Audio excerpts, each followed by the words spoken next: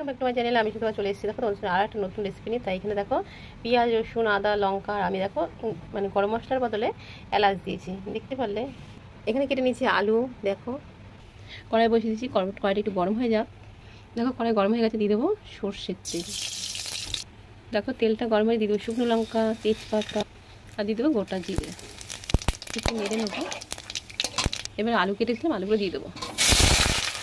এবার ভালো করে ভেজে নেবো আলুটাকে। দেখো মশলাটা পেস্ট করে নিয়েছি। দেখো আলুটা ভাজা হয়ে গেছে, আমি এবার মশলাটা দিয়ে দেবো।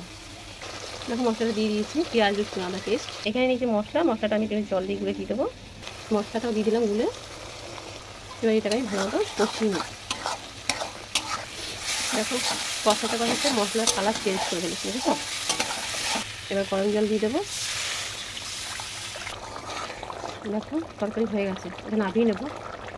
একটা প্যান নিয়ে নিয়েছি, প্যানটা গরম হয়ে গেছে, দিয়ে দেবো তেল। অল্প তেল দেবো, আস্তে করে ডিমটা দিয়ে দেবো। দেখো এটা হয়ে গেছে, তুলে নেবো। ঠিক আছে, এটা এরকম ঠিক হবে।